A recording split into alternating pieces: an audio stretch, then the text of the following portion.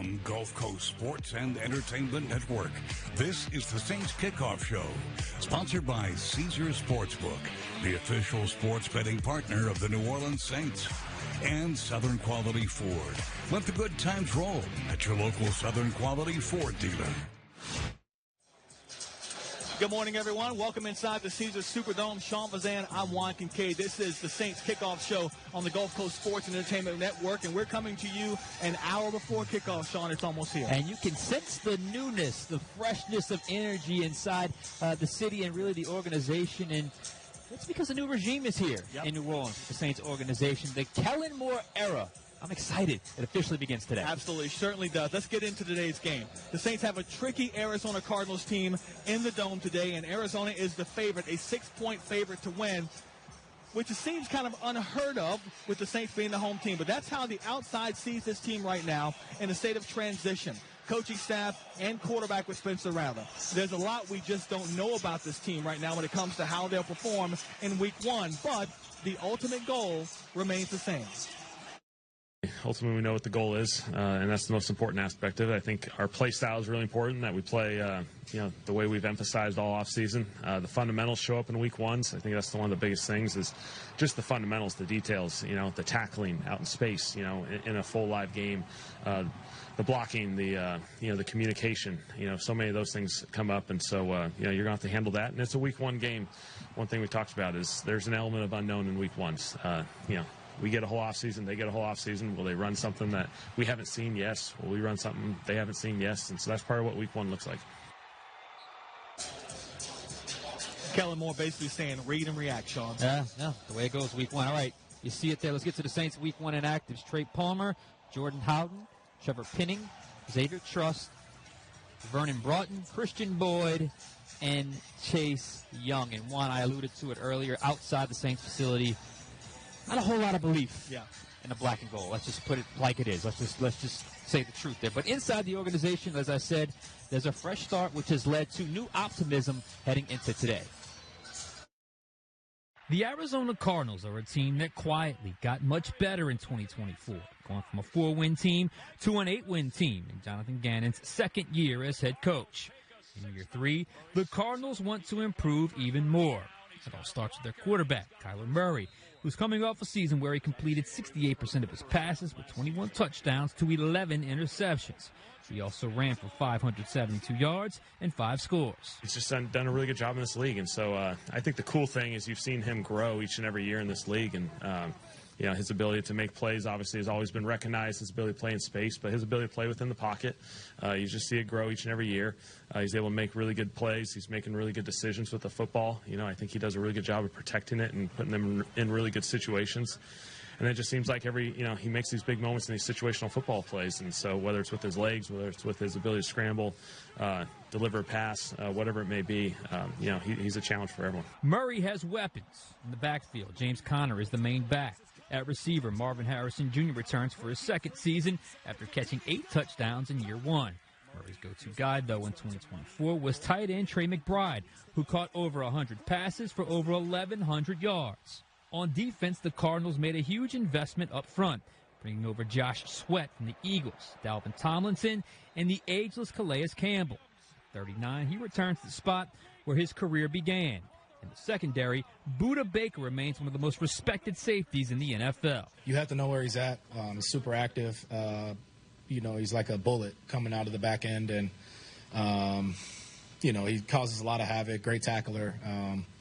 And, obviously a great player. We got to know where he's at all times. The defense as a whole is a unique scheme run by Gannon. There's a ton of flexibility within their structure, and it's really challenging because some of it feels like it's according to rules, and some of it kind of feels like it breaks rules at times. And Jonathan and those guys have done an awesome job just developing a really, really innovative system that really stresses you from an offense perspective. They have a lot of pieces that can play a number of different roles, and so there's some gray. I'd like to say there's a lot of gray within it, which can be challenging from an offense perspective. We're going to put a lot of time and effort into preparing this week. All right, we're very happy to have in the show Teron Armstead. Played 9 seasons with the black and gold, 12 seasons overall. I would imagine it feels really weird being out here watching guys go through warm-ups and you're not a part of that. It is. It's an unfamiliar space for me. I'm still processing, honestly.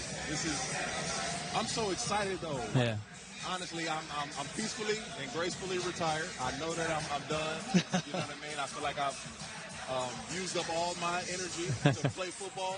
I still love the game, love being around it, and there's no better place to start the season right here. No doubt. It really is. You were emotional Friday. I mean, it really got you. Can you describe the emotions you were going through, just kind of being in that moment? I really didn't know what to expect, right? Yeah. Leading into the press conference, I didn't know which direction it was going to go. But just being in that moment, being in that room with so many familiar faces and names and the history and relationships, I felt really comfortable. And I was able to open up and be vulnerable and share some of my story. Yeah. I got so much love from this city, man. Yeah. Like, they really received me and my family so well. This will always be another home for me. What does it mean to you to be honored as the legend of the game today? It's monumental. Yeah. You know what I mean? This team's organization has so much history, so many great players throughout the years. So to be recognized and to have an opportunity to be a legend of the game, like it's amazing. Yeah. It's amazing. You 12 seasons, 9 here in New Orleans. In this building, is there a game that stands out to you in terms of the most memorable? You only played a few. Man, we had so many big games. I can go to playoff wins we had. We beat the Eagles here. Yeah. Before the NFC Championship game. But that Christmas Day game against Minnesota. Oh, yeah. AK had the 6 touchdowns. Yeah. That's like always one of my favorite games. I was balling. You were. I had You some were. viral blocks that day. That was one of the special ones. You know, you were talking about that you still be playing today if the knee wasn't what it is now. But this is not a new injury. You got to deal with it for a lot of your career. How did you end up playing so many years? Is it a mind thing? You just got to play through the pain. Everyone's hurt every game. Facts. It's a part of the game. It's a part of the sport. You know, for me, it was no matter my situation or circumstances, like I really tried to push my limits mentally and try things to see if I can do it. You know what I mean? Without ever just being afraid of it, the challenge, being hobbled and limited. I still try to like study and be very particular and detailed in my preparation to see if I can go get it done. And it wasn't like gamble because it's Drew Brees behind me. Like I can't really absolutely, yeah. You know, but I really like to push my mental and my physical toughness is real. Kelvin Banks Jr., I'm not sure how much you've watched him, but the Saints' first-round pick, inserted day one left tackle starter. That's not easy to do, and yet here he is, and he had a really good preseason. Do you think he has what it takes to have a career like you had, 12-plus years? I watched every snap. Oh, okay. I watched every snap so far. I am highly impressed with this guy. Okay. All right. He has shown elite traits in the spaces and the things that I look for when diagnosing or analyzing an offensive lineman. He's showing high-level ability in a lot of areas. He can be way better than me. Okay. You know, it's a lot of things. It's a lot of factors that goes into that. Of course, his health, his durability throughout his career. If that man can stay healthy, he's going to be special. What's next in your future? Coaching? I do a little coaching, more so consulting. Okay. Right now, I do some technique work with a lot of O-line and D-linemen. But I'm in the media. I have a podcast on YouTube. Okay. At Toronto Instead, at T-Stead. All right. The Set. So you can join me every Monday, every Thursday. All right. Very good. All Very right. Look up around here. There's the Ring of Honor. We got the Saints Hall of Fame. What would it mean for you to be in that one day? Listen, you thought we shed a few tears the other day. We get in that Ring of Honor, man, to see my name, see my last name be labeled in this stadium. You know what I mean? To be a staple here, and I can't even describe what that would mean to me.